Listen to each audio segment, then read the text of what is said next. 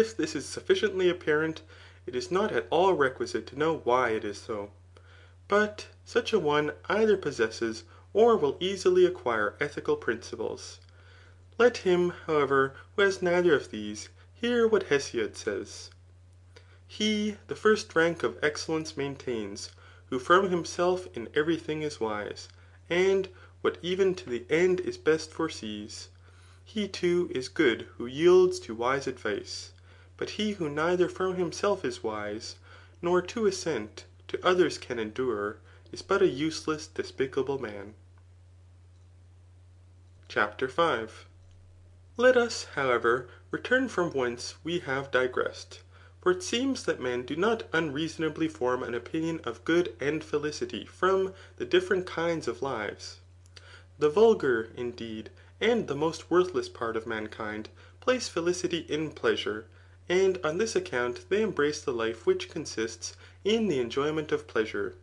For there are three kinds of lives which especially take the lead. The one we have just mentioned, the political life, and the third is the contemplative life. The multitude, therefore, appear to be perfectly servile, deliberately choosing the life of cattle. And they support their opinion by the example of many persons in power, who have preferred a voluptuous life, and have lived like Sardanapalus. But men of elegant minds, and those who are addicted to practical concerns, place felicity in honour. For this is nearly the end of the political life. This, however, appears to be more superficial than the good which is the object of our investigation. For honour seems to be rather in the persons that honour than in him who is honoured. But we prophesy that good is something appropriate, and of which it is difficult to deprive its possessor. Farther still, it seems that men pursue honour in order that they may believe themselves to be worthy persons. They seek, therefore, to be honoured by wise men, and by those to whom they are known, and with a view to virtue. It is evident, therefore, that according to these men, virtue is more excellent than honour. Perhaps, however, some one may apprehend that this virtue is rather the end of the political life. But even this appears to be more imperfect than the chief good ought to be. For it appears to be possible that he who possesses virtue may sleep, or be unemployed through the whole of his life, and besides this may be afflicted with evils, and experience the greatest misfortunes. But no one would proclaim a man thus living to be happy, unless for the purpose of defending his position. And concerning these things indeed enough, for we have spoken sufficiently about them in our miscellaneous writings. But the third life is the contemplative, which we shall make the object of our consideration hereafter. The life, however, which is engaged in the acquisition of riches is a certain violent life, and it is evident that wealth is not the good which we investigate.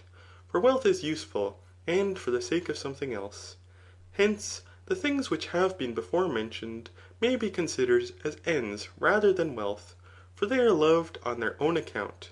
It appears, however, that neither does felicity consist in these, though many arguments are adduced to prove that it does. These things, therefore, we shall dismiss. CHAPTER 6. Perhaps, however, it is better to consider universal good, and inquire how it is said to subsist, though such an inquiry as this will be arduous, because the men who have introduced ideas are our friends. But it may perhaps seem to be better, and indeed necessary to the salvation of truth, to subvert the opinions even of our friends. For both being our friends, i.e. Plato and truth, it is wholly to give the preference to truth. Those, however, who have introduced this opinion, do not make ideas of things in which they admit there are the prior and the posterior. Hence, neither do they establish an idea of numbers. But good is predicated of essence, of quality, and of relation. That, however, which has a subsistence per se, and essence, are naturally prior to that which subsists as a relative. For this, i.e. a relative, resembles the branch of a tree, and an accident of being, so that there will not be a common idea in these. Again, good is predicated in as many ways as being, for it is predicated in essence, as God and intellect, which are essences and are said to be good; and in quality, as the virtues; in quantity, as the moderate; in relation, as utility; in time, as occasion; and in place, as a habitation; and after the same manner in the other predicaments. It is evident, therefore, that there will not be a certain common, universal, and one good ; for it would not be predicated in all the categories, but in one alone. Farther still, since of all things which subsist according to one idea there is also one science, of all goods there would be one certain science. But now there are many sciences of things which are under one category. Thus, for instance, with occasion the art of commanding an army is conversant in war, but the medical art in disease; and with the moderate indeed, the medical art is conversant in food, but the gymnastic art in labour. It may, however, be doubted what their intention is in denominating every idea itself, since in man itself, and in man, there is one and the same definition of man. For so far as man, there is no difference between them. But if this be the case, neither so far as good will be good itself, and goods differ; nor will it be in a greater degree good from being eternal, since neither is that which is white for a long time, more white than that which is white only for one day. The Pythagoreans, however, appear to speak more probably concerning the good ; for they place the one in the co«rdination of things good, whom Speusippus also seems to have followed. But the discussion of these things pertains to another treatise. A certain doubt, however, presents itself concerning the particulars we have just mentioned, because reasons are not assigned concerning every good, but things which are of themselves the objects of pursuit and love, are predicated according to one species; and those things which are effective of these or in a certain respect preserve them, or impede their contraries, are predicated on account of these, and after another manner. It is evident, therefore, that goods may be predicated in two ways, and that some things indeed are good per se, but others are good on account of these. Separating, therefore, goods per se from things useful, let us consider whether they are predicated according to one idea. But what kind of goods can be said to be good per se? Are they such as are pursued alone, apart from other things, such as to be wise, to see, and some pleasures and honours?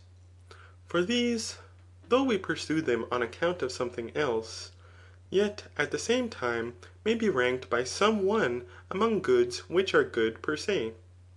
Or is the good per se nothing else except idea? Form, therefore, or idea will be vain. But if these also rank among goods which are good per se, it will be requisite that the same definition of the good should be conspicuous in all of them, just as there is the same definition of whiteness in snow and cerus. But of honour, and prudence, and pleasure, there will be other and different definitions, so far as they are goods. The good, therefore, is not something common according to one idea. In what manner, however, is it said that there is one idea of the good? For it does not resemble things which are fortuitously homonymous. Is it because all goods are from one and are referred to one good? Or is it rather according to analogy? For as sight is in the body, so is intellect in the soul, and another thing in another. Perhaps, however, these things must be omitted at present, for the accurate discussion of them will be better adapted to another philosophy. And in a similar manner concerning idea. For even if there is some one good which is predicated in common, or which is something itself separate by itself, it is evident that it can neither be practicable nor acquired by man. But now that which is practicable by man, and which he may obtain, is the object of investigation. Perhaps, however, the knowledge of this separate good may to some one appear to be better with respect to those goods which may be acquired, and which are practicable. For having this as an exemplar, we may in a greater degree know those things which are good